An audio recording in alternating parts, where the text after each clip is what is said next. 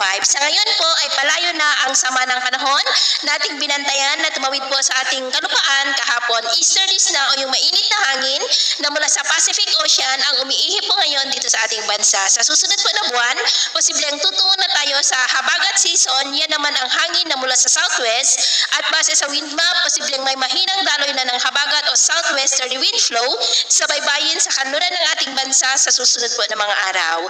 At sa ating long range forecast, wala pa naman pong bagyo na namamataan na tatawid sa ating kalupaan for the next 2 weeks, pero hindi pa rin inaalis ang posibilidad na may sama ng panahon muli na mabubuo sa silangan ng ating bansa sa susunod na mga araw, at ang development po ng mga yan ang ating babantayan. At sa lagay ng ating panahon, ngayong madaling araw ay maayos ang panahon sa malaking bahagi ng ating bansa, pero may tsansa pa rin ng mga isolated rain sa ilang bahagi ng Aurora, Quezon, Bulacan, Kanluran ng Central Luzon, ilang bahagi ng Metro Manila, Bicol Region, Samar Provinces, Leyte, Silangan ng Bohol, Bogos sa may Cebu, Cadiz, Escalante, Ajuy, Estancia, Surigao del Sur, Northern Mindanao at Davao.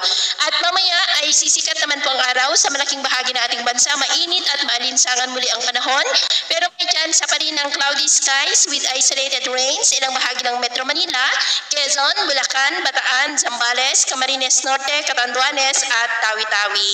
At mamayang hapon, maraming lugar ulit ang makakaranas ng cloudy skies with isolated rains. Kaya kung lalabas tayo sa ating mga tahanan, ugaliin naman po natin lagi ang magdala ng kahit anong panangga natin sa init ng araw at proteksyon na rin po sa mga biglaang buhos ng ulan. At sa atin naman pong mga baybayin, wala naman po tayong nakataas na mga gale warning signals, pero iba yung pag-iingat lamang po kung papalaot tayo para po mas makaiwas sa mga sakunang pangkaragatan. So ito lang latest update natin sa araw na ito. Pumili si James na nagsasabing sa kahit na pagsubok po na darating sa ating buhay, huwag na po tayong mawawalan ng